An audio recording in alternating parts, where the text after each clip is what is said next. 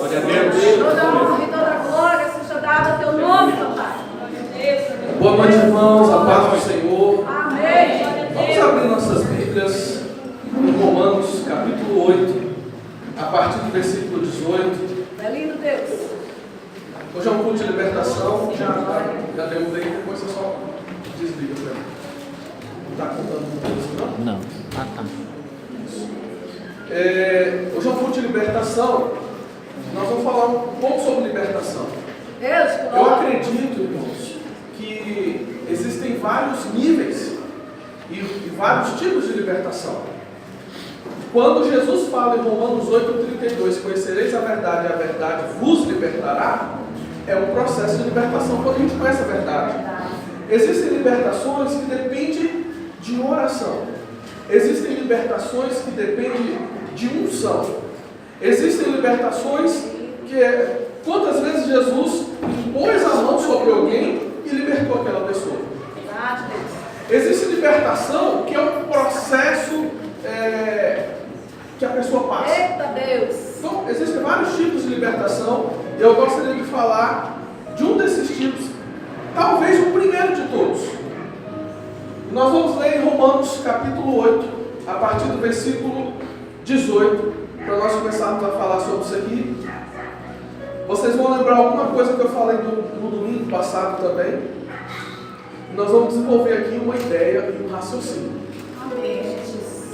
Se você conseguir compreender o que eu vou falar aqui hoje, é possível que a própria compreensão já traga uma grande libertação para a sua vida. Glória. A gente às vezes aprende que a libertação do processo depende do outro, não da gente. Então eu vou ali para alguém orar por mim para me ser liberto. Eu vou pedir para alguém fazer uma campanha por mim para me ser liberto. Eu vou pedir para alguém interceder por mim para eu ser liberto. E existem situações que nós precisamos fazer por nós mesmos, né?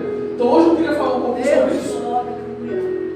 Aqui no telão então vai dizer o seguinte: porque para mim tenho por certo que as aflições deste tempo presente não são para comparar com a glória que em nós há de ser revelada. Oh, glória a Deus.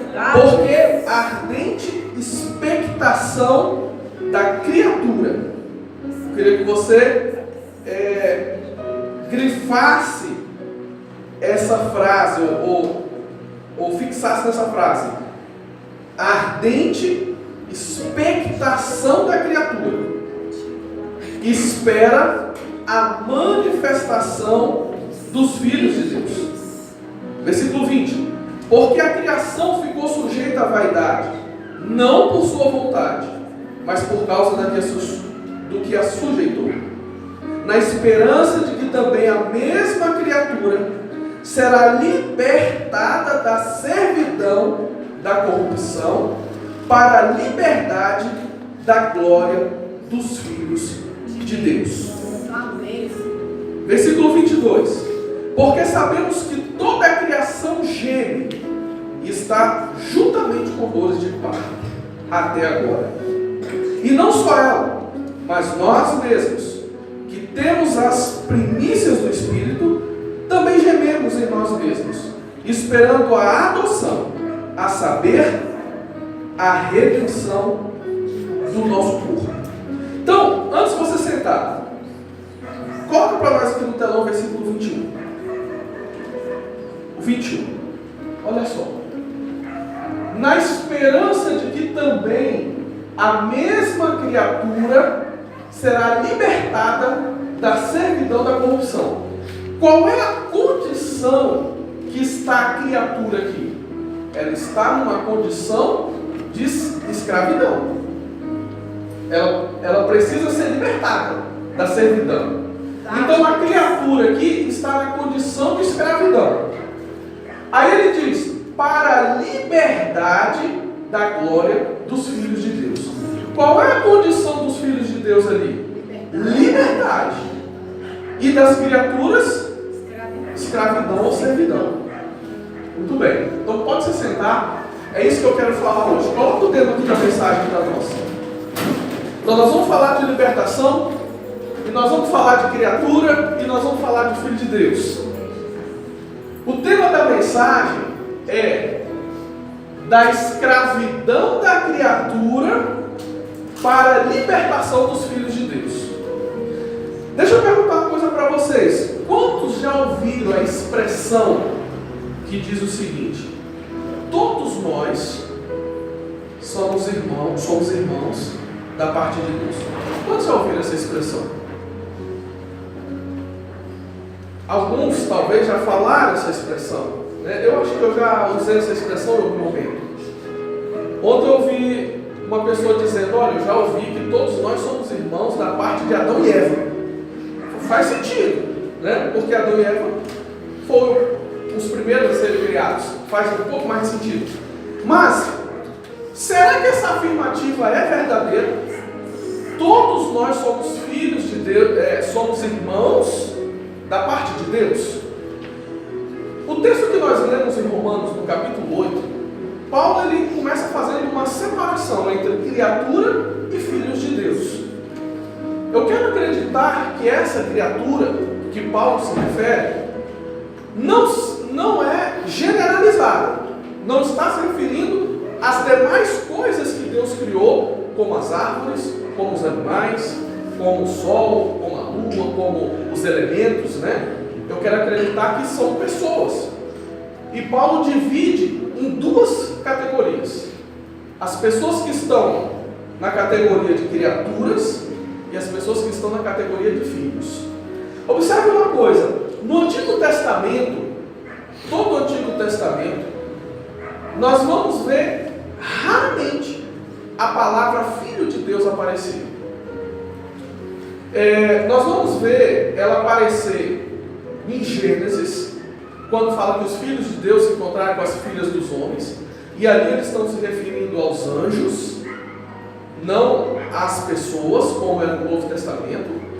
Depois de Gênesis, então, que a expressão aparece, mas o significado é em relação aos anjos, nós vamos ver essa expressão aparecer no livro de Daniel, quando Sadraque, Mesaque e Abednego são jogados na fornalha, e o rei que mandou que eles fossem jogados na fornalha, ele tem uma percepção e diz o seguinte: eu vejo, quantos vão ser jogados? E aí os guardas disseram: jogamos 3. E o rei diz: eu estou vendo 4. E o quarto é semelhante ao Filho dos deuses. Na minha versão lá, é semelhante ao Filho de Deus. Aquela aparição ali do quarto homem foi a aparição de Jesus. Jesus apareceu em alguns momentos no Antigo Testamento. Então, no Antigo Testamento nós vamos ter poucas referências a esse respeito. Nós vamos ver no Salmo, no capítulo 2, versículo 7, ele vai dizer o seguinte, ainda no Antigo Testamento: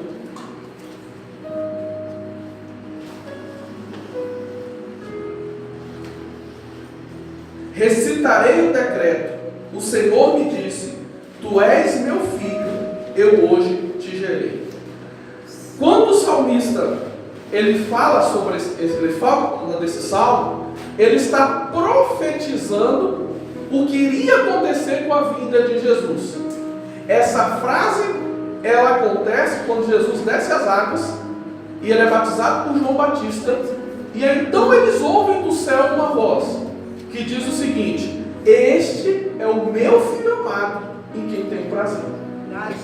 Então, o primeiro momento que nós vamos, passa esse período do Antigo Testamento, então, que nós vamos ter a referência do Filho de Deus na pessoa de Jesus Cristo. O Novo Testamento começa, e a primeira vez que a gente vai ouvir a expressão Filho de Deus é Deus se referindo ao próprio Jesus. E depois nós vamos ver, no segundo momento, o próprio diabo querendo colocar isso em dúvida, quando ele fala para Jesus na tentação do deserto: se tu és o Filho de Deus, transforma essas pedras então em pães, né? Depois ele fala: se tu és o Filho de Deus, lança-te daqui de cima. Ele quer colocar uma dúvida. Ninguém mais na Bíblia foi chamado de Filho de Deus, a não ser Jesus Cristo. Então, ele foi o único que nasceu sendo filho de Deus. Ele veio ao mundo sendo filho de Deus. Interessante é que nós vamos observar em Hebreus. Coloca para nós no telão, Hebreus capítulo 1, versículo 5.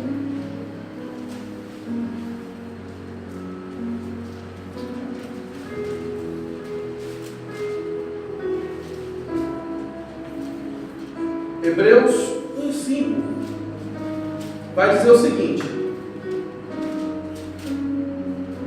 porque a qual dos anjos disse jamais, tu és meu filho, hoje te gerei, e outra vez eu lhe serei por pai, e ele lhe será por filho. Hebreus está dizendo o seguinte: nenhum anjo e nenhuma criatura ouviu de Deus que fosse chamado seu filho. Só Jesus, mas ninguém. Deus não criou ninguém como filho de Deus, a não ser Jesus Cristo. Depois ainda em Hebreus, capítulo 5, versículo 5, vai dizer assim, ó: assim também Cristo não se glorificou a si mesmo, para se fazer sumo sacerdote, mas glorificou aquele que lhe disse: tu és meu filho, hoje te gerei. Então olha só, vamos clarear isso aqui. O que eu estou afirmando até o momento? O único que foi chamado por Deus de filho de Deus foi Jesus Cristo. Deus não chamou, mas não deu esse título para mais ninguém. Aí talvez você pense assim: então quer dizer que ninguém é filho de Deus, só Jesus Cristo? Então vamos lá. Agora eu vou precisar do telão, se você quiser abrir sua Bíblia. Marcos, capítulo 16, versículo 15. Qual é o contexto de Marcos, capítulo 16, versículo 15? Jesus tinha morrido, tinha ressuscitado, apareceu para os discípulos, e a sua última aparição, ele deixou a sua última recomendação para os seus discípulos, e depois que ele diz isso, ele sobe aos céus e não desce mais. E olha qual foi a recomendação. É como se Jesus tivesse feito um resumo de tudo. E Jesus disse o seguinte, dizendo para os seus discípulos: e disse-lhes: ide por todo mundo, pregai o evangelho a toda criatura. Por que ele não disse pregar o evangelho a todos os filhos? Se a frase for verdadeira, que todos nós somos irmãos da parte de Deus, então, por que ali não está filhos ao invés de criatura? Vamos mais para frente. Romanos capítulo 1, versículo 25. Agora não é mais Jesus, agora é Paulo. Romanos 1, 25.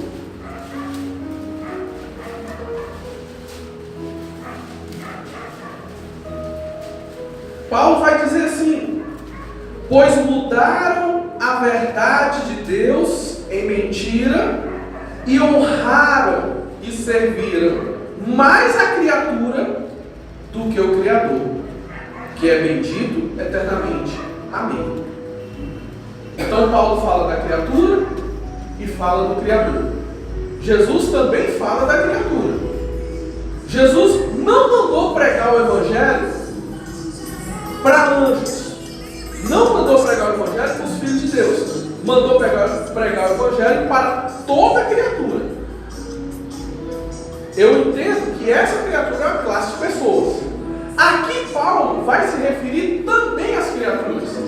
E ele diz que essas criaturas honraram mais aos homens do que ao Criador. Ele vai dizer: serviram mais a criatura do que ao Criador. Então Paulo também fala de uma categoria de pessoas, é um tipo de pessoas que ele chama de criatura. Depois nós vamos observar em 2 Coríntios, capítulo 5, versículo 17. Aqui 2 Coríntios, capítulo 5, versículo 17. Se você quiser ir abrindo a sua Bíblia e marcando, isso é importante para você ter uma compreensão desse processo. Nós começamos dizendo que a criatura está numa condição de servidão e de escravidão, e que os filhos de Deus estão numa condição de liberdade. Nós estamos falando de libertação hoje. Existe uma classe que está liberta e uma classe que está cativa. Então é importante a gente entender. 2 Coríntios capítulo 5, versículo 17 vai dizer o seguinte: assim que, se alguém está em Cristo, nova criatura é. As coisas velhas já passaram, e eis que tudo se fez novo. Então aqui ele começa a apontar um processo. Existe a criatura, aquela criatura que Jesus mandou pregar o Evangelho. Jesus fala: pregue o Evangelho a toda criatura. Muito bem. O que acontece com a criatura quando ela começa a ouvir o Evangelho? Ela se torna nova criatura. Então ela começa aqui um processo de transformação. E ele vai dizer que essa nova criatura, então, as coisas velhas já passaram e eis que tudo se fez novo. Então ele aponta para o processo de criatura para nova criatura. Continuando, Gálatas 6,15.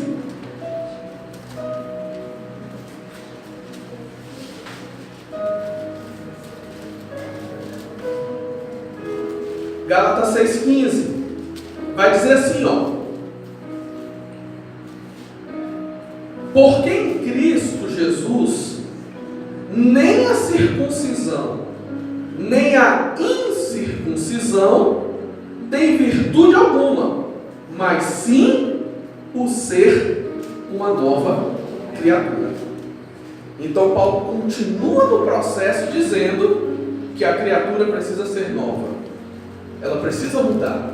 A criatura, ela não pode permanecer como criatura. Ela tem que se tornar uma nova criatura. Vamos lá, mais à frente um pouquinho, Colossenses, capítulo 1, versículo 23.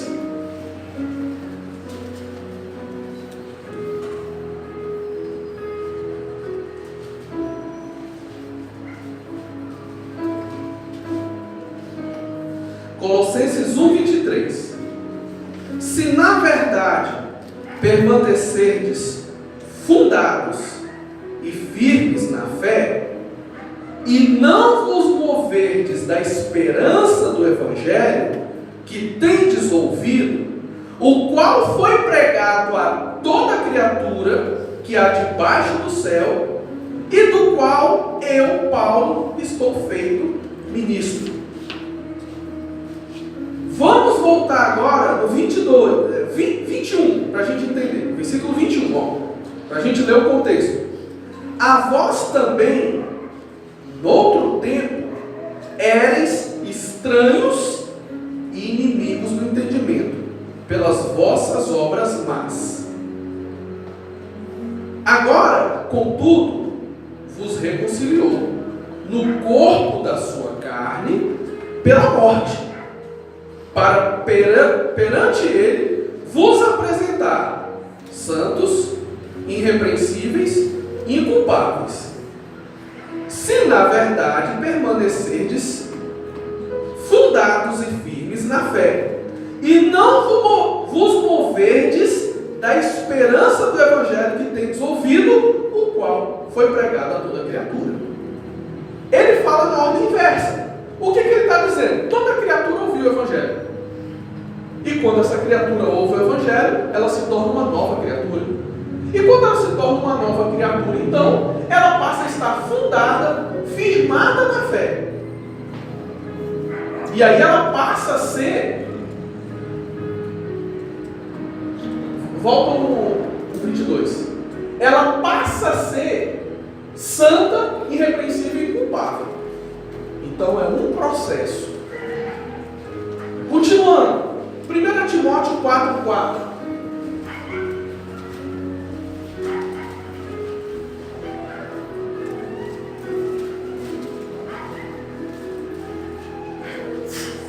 Porque toda criatura de Deus é boa e não há nada que se rejeitar, sendo recebido com ações de graça, porque pela palavra de Deus e pela oração é santificado. Agora vamos lá para Tiago 1,18.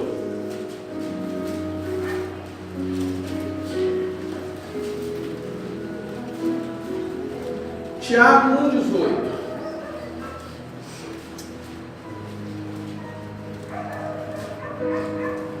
Segundo a sua vontade, Ele nos gerou pela palavra da verdade, para que fôssemos como primícias das suas criaturas, o que tinha de melhor nas criaturas. Então, fechando essa parte aqui, Jesus disse que tinha que se pregar para as criaturas. Paulo fala das criaturas, e ele diz que essas criaturas precisam ser novas criaturas. Ele fala de uma transformação.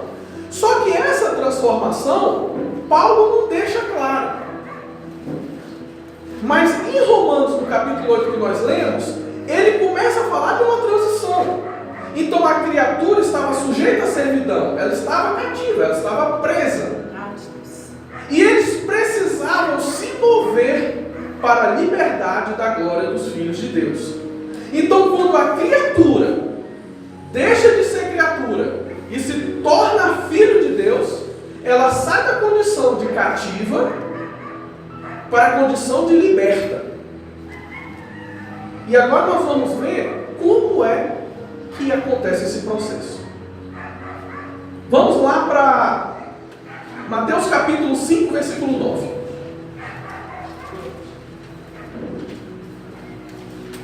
Agora nós vamos falar dos detalhes do processo, dessa transformação, né? Mateus capítulo 5, versículo 9. O que Jesus estava fazendo no capítulo 5? Ele estava pregando para toda criatura. E aí ele diz assim, ó: bem-aventurados os pacificadores, porque eles serão chamados de filhos de Deus. Aleluia, Jesus. Para ser chamado filho de Deus, a pessoa precisa fazer o quê? Ser pacífico. É o processo. Esse é um dos processos. Como que a criatura torna uma nova criatura? Quando ela passa a ser uma pessoa pacífica. Porque ela deixa de ser criatura e se torna filho de Deus. É só isso? Ah, seria tão bom se fosse só isso. Seria maravilhoso. Ainda mais assim, você já viu aquelas pessoas que dizem assim, ó, eu sou muito paciente, sou muito tranquila. Ah, mas só não aceito desaforo. Se falar desaforo, aí vai ouvir. Ou então, ó, não pisa no meu pé, ou não fala de mim, ou não fala dos meus filhos, ou não fala de quem eu amo, porque aí eu faço uma guerra. Não existe uma condição. Para alguns ser pacificadores vai ser mais fácil, para outros vai ser mais difícil. Mas quem é que decide ser pacificador? É Deus ou é a pessoa? É a pessoa. Deus, ele falou, bem-aventurado, abençoado os pacificadores, porque eles serão chamados filhos de Deus. Muito bem, seria aqui um tópico 1, por exemplo. Vamos para o outro. Mateus 5,44.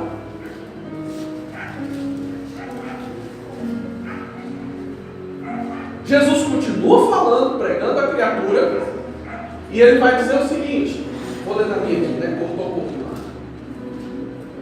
Mateus 5,44. Quem é que pode ler? Já achou e quer ler? Eu, porém, vos digo, amai os vossos inimigos e orai pelos que vos perseguem. Leu 45.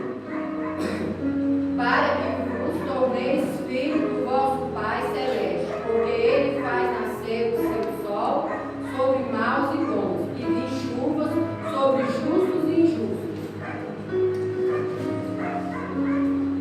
Muito bem. Volta ao 44. Ele vai dizer o seguinte, isso aqui foi Jesus falando: para que sejais filho do vosso Pai que está no céu. qual é a condição para que a gente se torne filho? Ele está falando assim, ó.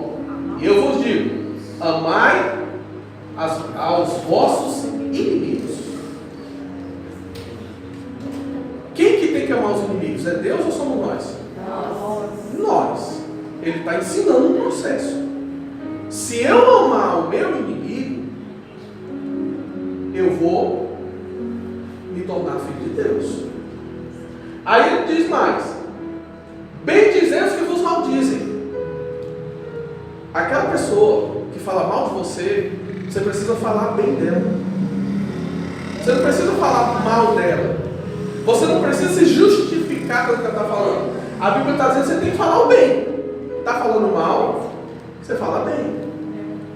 E talvez você diga assim: qual é a criatura que consegue fazer isso? Tem gente que quer matar, tá ali. Nenhuma. Nenhuma criatura consegue fazer isso. Só a graça de Deus. Quem é que consegue fazer isso? Os filhos. Os filhos. Entende? Então, a criatura não consegue. Porque ele prega para a criatura se tornar filho. E o que faz a gente se tornar filho de Deus? É o processo que Jesus está ensinando. Não é uma decisão de Deus, é uma decisão minha. Ninguém pode nascer filho, porque se tornar filho é um desejo pessoal. É uma vontade que a pessoa precisa ter. Nós não podemos decidir se vamos ser criaturas, porque Deus nos criou. Não dá para a gente decidir. Mas você pode decidir se vai ser filho de Deus ou não. Você pode decidir continuar sendo criatura. E aí você não ama os seus inimigos. Ah, pastor, mas é muito difícil. Eu também acho. Mas se está escrito, é possível. Pode ser difícil, mas é possível. E aí você também já ouviu aquela história que o caminho para o céu é estreito e para o inferno é largo. O caminho para a salvação é estreito, para a perdição é largo, é fácil. Então, se é difícil, é o caminho mesmo. Está no caminho certo, porque o caminho para o céu é difícil. Amar os nossos inimigos é muito difícil. Tem gente que tem dificuldade de amar, até quem ama ele. A mãe ama o filho, às vezes o filho ama a mãe. Né? Às vezes o cônjuge lá ama a esposa não ama o marido, ou o marido da mulher ama o marido não ama a esposa. E não é nem inimigo, hein? O que dirá se for inimigo, então? Então, é um processo. E Jesus está dizendo o seguinte: se nós amarmos os nossos inimigos, a gente tem que caminhar nisso. Se nós bendizermos quem fala mal da gente, está falando mal de você? Fale bem da pessoa. Aí alguém disse assim: ah, então vou falar que fulano é bonito. Não sei, também não precisa mentir. Pode dizer que é simpático, né? Pode dizer que é inteligente, às vezes é. Você vai procurar. Sabe por quê, gente? Não tem ninguém que só tenha defeito. Alguma qualidade a pessoa vai ter para você poder elogiar, por mais que ela fale mal de você. Então, quando alguém fala: fulano está falando isso, está acabando com você, está acabando com sua raça. Oh, mas fulano é uma pessoa tão boa, tão bacana. Ela tem alguma bondade em algum lugar, ela tem, né? Depois ele diz: o que é? A gente não precisa nem que seja uma lupa para achar, mas É. a gente acha. Fazei bem aos que vos odeiam. Às vezes a gente tem um pouco de dificuldade de entender o que é amar. É beijar? É abraçar? Jesus diz o seguinte: se teu inimigo tiver sede, dá de beber. Se teu inimigo tiver fome, dá de comer. Isso é demonstrar amor. Ele não está falando para demonstrar carinho, afeto. É diferente, gente. Afeto e carinho é diferente de amor. O amor também se revela por afeto e carinho. Mas quando você estende a mão para ajudar alguém, por mais que seja seu inimigo, é uma forma de você demonstrar amor. Quando você decide perdoar alguém que te fez o mal, é uma forma de demonstrar amor e de amar. Então, você nunca paga o mal com mal. Você só pode pagar o mal com bem se você quiser se tornar filho de Deus. Aí ele vai dizer então: fazei bem aos que vos odeiam, e orai pelos que vos maltratam e perseguem. Eu quero acreditar o seguinte: tem gente que acha que a oração aqui é assim: Senhor, vou dobrar aqui meu joelho, para essa pessoa que está me maltratando e perseguindo, só vai botar na sepultura, vai botar dentro do caixão,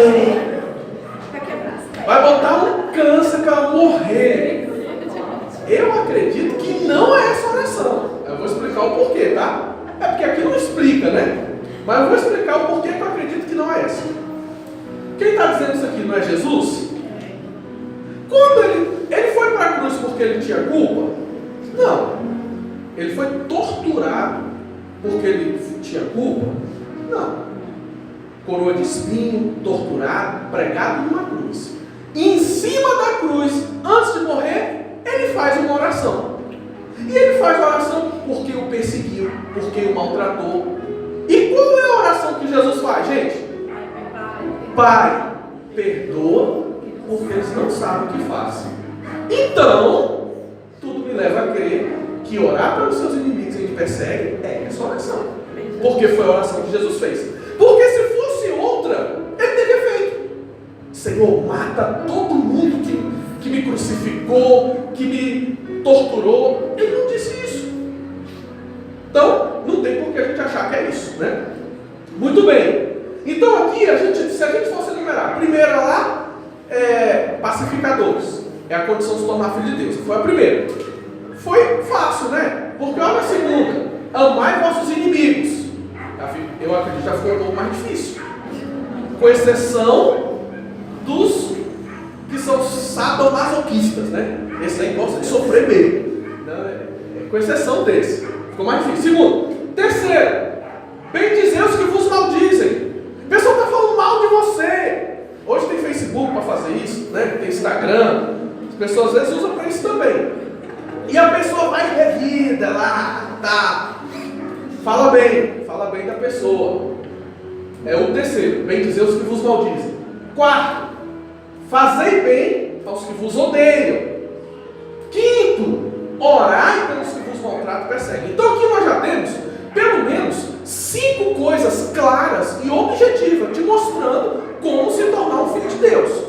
Como você deixa de ser criatura apenas e se torna filho de Deus. E aqui está muito claro, não dá para ter dúvida. Não está tão claro quando Paulo fala em Coríntios, que a gente tem que ser nova criatura, as coisas velhas se passaram, se fez novo. Mas aqui começa a clarear. Fica muito claro isso, né? Vamos para frente.